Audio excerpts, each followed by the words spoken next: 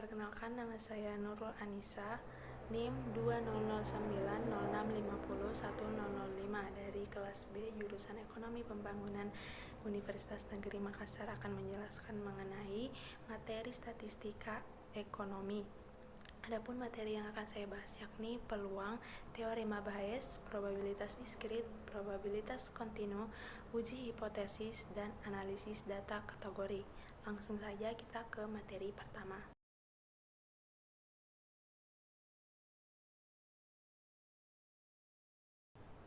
Materi pertama yakni peluang. Peluang adalah suatu cara untuk menyatakan kesempatan terjadinya suatu peristiwa secara kualitatif. Peluang dapat dinyatakan dalam bentuk kata sifat untuk menunjukkan kemungkinan terjadinya suatu keadaan seperti baik, lemah, kuat, miskin, sedikit, dan lain sebagainya. Secara kuantitatif, peluang dinyatakan sebagai nilai numeris baik dalam bentuk pecahan maupun desimal antara 1, 0, dan seterusnya. Dalam peluang terdapat kepastian dan ketidakpastian. Nah, kepastian ini dalam peluang dapat didekati dengan secara kuantitatif dengan 3 cara, yakni pertama, pendekatan perumusan klasik yang artinya semua kejadian dalam suatu percobaan memiliki kesempatan yang sama untuk muncul. Misalnya, yakni pelemparan mata uang logam, peluang muncul gambar adalah 1/2. Yang kedua yakni perumusan frekuensi kumulatif, artinya peluang ditentukan dengan percobaan berulang dan dicatat frekuensi relatif setiap kejadian. Misalnya terdapat 150 responden, 50 diantaranya setuju pembangunan pabrik di desa, sedangkan jika diambil satu orang secara acak, maka peluang tidak setuju adalah 100 dibagi dengan 150 sama dengan 0,67. Yang ketiga yakni perumusan subjektif, artinya besarnya peluang berdasarkan keyakinan pribadi terhadap terjadinya suatu peristiwa. Akibatnya, nilai peluang yang diberikan setiap orang akan berbeda. Nah, kejadian-kejadian tersebut berulang masuk dalam ruang sampel yang ukuran banyaknya dapat dilakukan dengan 3 cara. Yakni kejadian pertama adalah tidak mungkin terjadi secara bersamaan, di mana hal ini dirumuskan dengan peluang A beririsan dengan peluang B sama dengan 0. Yang kejadian kedua yakni bebas, namun bisa terjadi secara bersamaan, di mana peluang A beririsan dengan B sama dengan peluang A dikali dengan peluang B. Yang ketiga yakni di mana kejadian terakhir akan terjadi jika ada kejadian lainnya atau lebih dikenal dengan kejadian bersyarat, di mana PAB sama dengan peluang A irisan B dibagi dengan peluang B. Hal ini terjadi jika peluang A terjadi setelah kejadian B. PB per A sama dengan PA irisan B, di mana peluang A per peluang A. Hal ini terjadi jika peluang B terjadi setelah peluang A.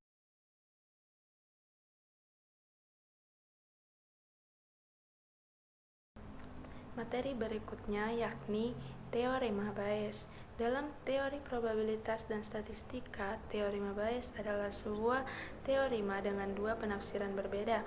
Dalam penafsiran Bayes, teorema ini menyatakan seberapa jauh derajat kepercayaan subjektif harus berubah secara nasional ketika ada petunjuk baru. Dalam penafsiran frekuensi, teorema ini menjelaskan representasi invers probabilitas dan kejadian.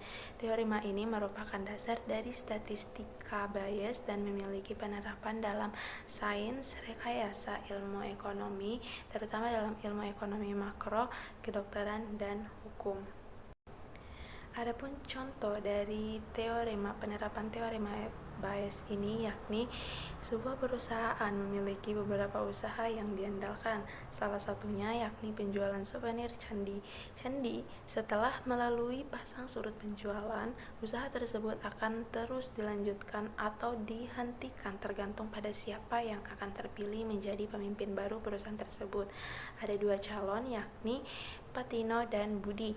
Probabilitas Tino terpilih menjadi pemimpin adalah 0,7, sedangkan A adalah probabilitas bahwa penjualan souvenir candi akan dilanjutkan.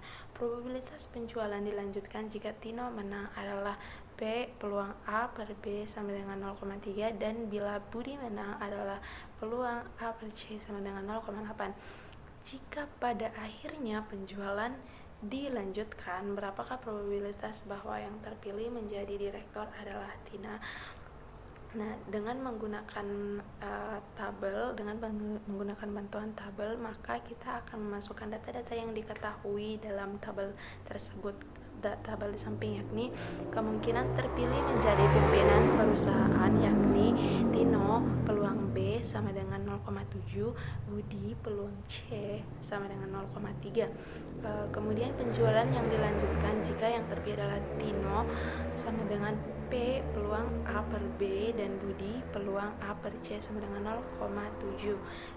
Dengan menggunakan rumus teorema Bayes, maka didapatkan bahwa peluang dari Tino menjadi terpilih sebagai pemimpin perusahaan adalah 0,47 atau 47%.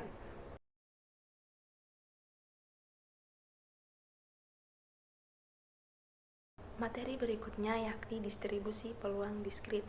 Distribusi peluang diskrit adalah suatu ruang sampel yang mengandung jumlah titik sampel yang terhingga atau suatu barisan unsur yang tidak pernah berakhir tetapi yang sama banyaknya dengan bilangan caca.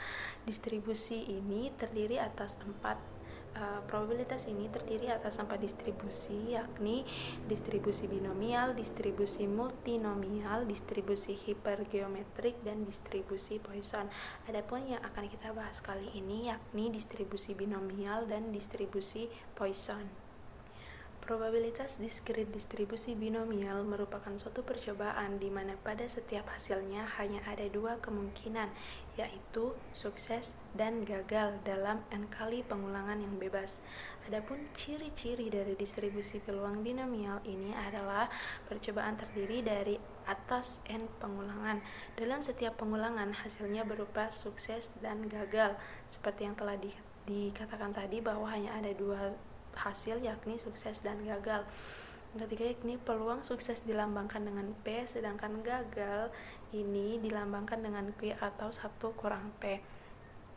Pengulangan-pengulangan tersebut bersifat saling bebas satu sama lain, di mana distribusi peluang binomial dilambangkan dengan rumus P X sama dengan N faktorial per N kurang X faktorial dikali dengan X faktorial, di mana P dikali X pangkat X dan Q dikali dengan N kurang pangkat N kurang X. Adapun keterangan dari huruf-huruf tersebut yakni di mana N merupakan banyaknya data atau percobaan, X di mana banyaknya sukses dalam perubah acak, X. P adalah peluang dari berhasil pada setiap percobaan, sedangkan Q adalah peluang gagal di mana 1 kurang P pada setiap percobaan. Untuk X sama dengan 0, 1, 2, 3, dan seterusnya. Berikutnya yakni distribusi peluang Poisson. Distribusi peluang Poisson merupakan percobaan yang menghasilkan nilai-nilai bagi suatu peubah acak X, yaitu banyaknya hasil percobaan yang terjadi selama suatu selang waktu tertentu atau distribusi daerah tertentu. Distribusi peluang Poisson memiliki ciri-ciri sebagai pertama yakni banyaknya hasil percobaan yang terjadi dalam suatu selang waktu atau suatu daerah tertentu tidak langsung pada banyaknya hasil percobaan yang terjadi pada selang waktu atau daerah lain yang terpisah. Peluang terjadinya suatu hasil percobaan selama suatu selang waktu yang singkat sekali atau dalam suatu daerah yang kecil sebanding dengan panjang selang waktu tersebut dan tidak bergantung pada banyaknya hasil percobaan yang terjadi di luar selang waktu atau daerah tersebut. Berikutnya yakni peluang bahwa lebih dari satu hasil percobaan akan terjadi dalam selang waktu yang singkat tersebut atau dalam daerah yang kecil dapat diabaikan. Bilangan X menyatakan banyaknya daerah hasil percobaan dalam suatu distribusi Poisson disebut berubah acak Poisson. Karena nilai-nilainya bergantung pada mu, maka distribusi Poisson ini dirumuskan pada Px sama dengan X sama dengan E pangkat minus lambda dikali dengan lambda pangkat X per X faktorial. Adapun contoh dari distribusi binomial yakni dalam suatu Dalam suatu pelelangan barang, terdapat 6 orang yang berpartisipasi untuk mendapatkan mobil merek A dengan harga miring. Dari 6 orang tersebut, terdapat 2 kemungkinan membeli mobil merek A, di mana peluang berhasil untuk mendapatkan mobil tersebut sebesar 0,4 dan peluang yang tidak membeli adalah sebesar 0,6. Tentukan 3 orang yang akan membeli mobil merek A dengan harga miring di pelelangan tersebut dengan menggunakan rumus PX sama dengan N faktorial per N dikurang X faktorial dikali X faktorial dikali P pangkat X Q kurang N kurang pangkat N per X. Diketahui jumlah kejadian sama dengan 6, peluang orang yang membeli sama dengan 3, peluang gagal adalah 0,6 dan peluang sukses sama dengan 0,4, maka didapatkan hasil sebanyak 0,082944 atau sebesar 82% dari 3 orang yang akan membeli mobil merek A di pelelangan tersebut. Adapun contoh dari distribusi Poisson, yakni peluang seseorang untuk mempertahankan usahanya di situasi pandemi ini adalah sebesar 0,0005 atau sangat sedikit sekali. Dari 4.000 pengusaha, tentukan peluang 2 pengusaha dapat mempertahankan usahanya di masa pandemi dengan menggunakan rumus PX sama dengan X sama dengan E pangkat minus lambda dan dikali lambda pangkat X per X faktorial. Jika diketahuinya N sama dengan 4.000, P-nya sama dengan 0,0005, mu-nya di mana N kali P sama dengan 2, X sama dengan 2, maka didapat 0,2706 atau 27% dari 2 pengusaha dapat mempertahankan usahanya di masa pandemi. Materi berikutnya yakni materi distribusi atau probabilitas kontinu. Distribusi kontinu adalah peubah acak yang dapat memperoleh semua nilai pada skala kontinu. Ruang sampel kontinu adalah bilangan ruang sampel yang mengandung titik sampel yang tak terhingga banyaknya. Adapun probabilitas kontinu ini terbagi atas 4, yakni distribusi normal Z, distribusi C kuadrat, distribusi T, dan distribusi F. Namun saya akan menjelaskan 2, yakni distribusi normal Z dan distribusi T, di mana kedua distribusi ini merupakan distribusi yang sangat sering digunakan dalam penerapannya. Distribusi normal atau sering juga disebut dengan distribusi Gauss adalah distribusi probabilitas yang paling banyak digunakan dalam berbagai analisis statistika. Distribusi normal baku adalah distribusi normal yang memiliki rata-rata 0 dan simpangan baku 1. Distribusi ini juga dijuluki sebagai kurva lonceng karena grafik fungsi density probabilitasnya mirip dengan bentuk lonceng. Distribusi normal memodelkan fenomena kuantitatif pada ilmu alam maupun ilmu sosial. Beragam skor pengujian psikologi dan fenomena fisika seperti jumlah foton dapat dihitung melalui pendekatan dengan mengikuti distribusi normal. Distribusi normal banyak digunakan dalam berbagai bidang statistika, misalnya distribusi sampling rata-rata akan mendekati normal meski distribusi populasi yang diambil tidak berdistribusi normal. Distribusi normal juga banyak digunakan dalam berbagai distribusi statistika dan kebanyakan pengujian hipotesisnya mengasumsikan normalitas. Kurva distribusi normal akan memiliki beberapa ciri, diantaranya kurvanya berbentuk garis lengkung yang halus dan berbentuk seperti genta, simetris terhadap rataan atau mean. Kedua ekor atau ujungnya semakin mendekati sumbu absisnya tetapi tidak pernah memotong. Jarak titik belok kurva tersebut dengan sumbu simetrisnya sama dengan gamma atau luas daerah di bawah lengkungan kurva tersebut dari negatif tak terhingga sampai positif tak terhingga sama dengan 1 atau 100. Berikutnya yakni distribusi T-Student atau distribusi T. Distribusi T-Student adalah distribusi yang ditemukan oleh seorang mahasiswa yang tidak mau disebut namanya. Untuk menghargai hasil penemuan itu, distribusinya kemudian disebut distribusi T, diambil dari huruf terakhir kata student. Distribusi T dipakai untuk jumlah sampel yang kecil atau kurang dari 30 sehingga nilai standar deviasi berfluktuasi relatif besar. K merupakan tetapan yang besarnya tergantung dari besar N. Sedemikian hingga luas daerah antar kurva fungsi itu dan sumbu 1 adalah 1. Bilangan N dikurang 1 disebut derajat kebebasan. Yang dimaksudkan dengan derajat kebebasan ialah kemungkinan banyak pilihan dari jumlah objek yang diberikan. Misalnya, kita mempunyai dua objek, yaitu A dan B. Dari dua objek ini, kita hanya mungkin melakukan satu kali pilihan saja. Jika A yang terpilih, maka B tidak usah dipilih lagi. Untuk merubah distribusi T menjadi distribusi normal, maka digunakan rumus T sama dengan X bar dikurang mu per S per akar N. Sifat distribusi T mempunyai rata-rata sama dengan 0 tetapi dengan standar deviasi yang berbeda-beda sesuai dengannya besarnya sampel. Semakin besar sampel, maka semakin besar mendekati distribusi normal. Materi berikutnya yakni uji hipotesis. Hipotesis atau anggapan dasar adalah jawaban sementara terhadap masalah yang masih bersifat praduga karena masih harus dibuktikan kebenarannya. Dugaan jawaban tersebut merupakan kebenaran yang sifatnya sementara yang akan diuji kebenarannya dengan data yang dikumpulkan melalui dalam hipotesis terdapat dua bentuk, yakni hipotesis nul dan alternatif. Hipotesis nul atau H0 merupakan hipotesis yang menyatakan tidak ada hubungan atau pengaruh antara variabel dengan variabel lainnya, ditandai dengan kata-kata seperti tidak ada pengaruh, tidak ada hubungan, dan sejenisnya. Sedangkan hipotesis alternatif atau H1 adalah lawan dari hipotesis nul, di mana hipotesis ini menyatakan adanya hubungan atau pengaruh antara variabel dengan variabel lain. Jika hipotesis nul tidak terbukti, maka hipotesis alternatif dapat diterima. Berikutnya yakni uji dalam hipotesis. Terdapat dua uji dalam hipotesis, yakni uji satu arah atau one-tailed test dan uji dua arah atau two-tailed test.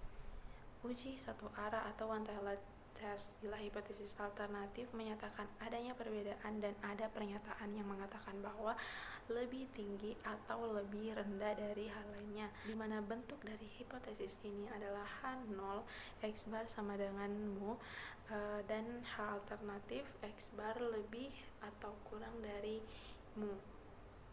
Yang kedua yakni uji dua arah atau two-tailed test.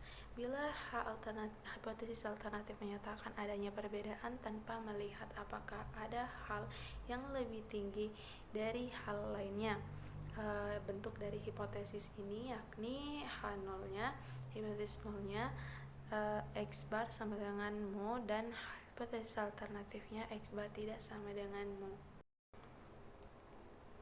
Materi berikutnya yakni analisis data kategori, di mana skala pengukuran terbagi atas 4, yakni skala nominal untuk mengklasifikasikan objek, orang, atau sifat, skala ordinal untuk menunjukkan adanya hubungan tertentu atau urutan, skala interval untuk menunjukkan tingkatan dan angka yang berurutan memiliki interval atau jarak yang sama, dan skala rasio yang dapat dibandingkan karena memiliki nilai dasar 0 mutlak, di mana data kategorinya yakni bersifat numerik dan kategori. Untuk menentukan tes apa saja yang digunakan dalam pengujian statistika, maka bisa dilihat dari pilihan statistical test choice.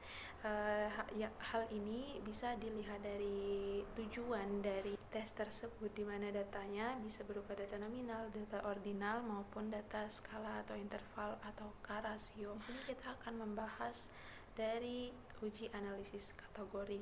Tes-tes apa saja yang digunakan dalam uji analisis kategori? Pertama yakni uji dua sampel berhubungan. Uji dua sampel berhubungan yang kita gunakan adalah tes Wilcoxon. Uji Wilcoxon berpasangan. Uji ini sama dengan paired test sampel t-test dalam statistik parametrik, digunakan untuk menguji hipotesis dua sampel berpasangan di mana data berskala ordinal. Selain memperhatikan tanda perbedaan, Wilcoxon-Signer rank test memperhatikan besarnya beda dalam menentukan apakah ada perbedaan nyata antara data pasangan yang diambil. Yang kedua yakni uji dua sampel independen.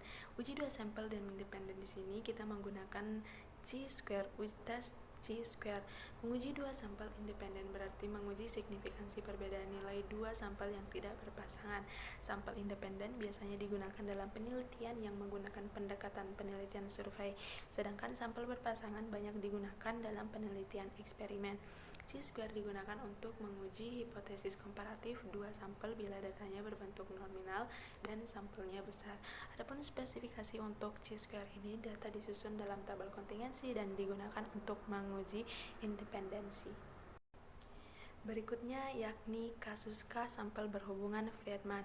Uji Friedman merupakan uji statistik non-parametrik untuk K sampel berhubungan atau berpasangan. Uji ini digunakan sebagai alternatif ketika ANOVA dua arah dalam statistik parametrik tidak dapat dipakai karena tidak terpenuhinya asumsi yang diharuskan dalam ANOVA dua arah. Tujuan uji ini adalah untuk melihat apakah ada perbedaan pengaruh antar perlakuan. Adapun rumus dari uji ini bisa dilihat di layar bahwa di mana keterangannya yakni B-nya sama dengan banyaknya blok dan K banyaknya populasi dan TJ sama dengan jumlah ranking populasi ke J. Berikutnya yakni uji K sampel independen Kruskal-Wallis. Uji Kruskal-Wallis adalah salah satu uji statistik non-parametrik yang dapat digunakan untuk menguji apakah ada perbedaan yang signifikan antara kelompok variabel independen dengan variabel dependennya. Karena untuk melihat perbedaan yang signifikan antar kelompok, uji ini jelas digunakan untuk melihat perbandingan lebih dari dua kelompok populasi dengan data berbentuk ranking. Umumnya, uji ini juga disebut sebagai uji Kruskal-Wallis H atau H-test. Uji Kruskal-Wallis merupakan perluasan uji dua sampel Wilcoxon dan untuk K besar dari dua sampel. Umumnya digunakan untuk menguji hipotesis nol bahwa sampel bebas sebesar K tersebut berasal dari populasi yang identik. Uji Kruskal-Wallis merupakan uji alternatif untuk uji F dan uji one-way ANOVA untuk pengujian kesamaan beberapa nilai tengah dan analisis seragam yang dapat kita gunakan jika asumsi kenormalan tidak terpenuhi. Adapun kegunaan dari uji Kruskal-Wallis ini yakni pertama, uji Kruskal-Wallis ini biasa digunakan sebagai alternatif untuk uji one-way ANOVA di mana asumsi kenormalan tidak terpenuhi, digunakan untuk membuat perbandingan antara dua atau lebih variabel kuantitatif berbentuk ranking di mana sampelnya merupakan sampel independen dan asumsi kenormalan tidak terpenuhi. Merupakan uji pengembangan dari Mann-Whitney test di mana variabel yang digunakan pada uji ini berjumlah lebih dari dua variabel.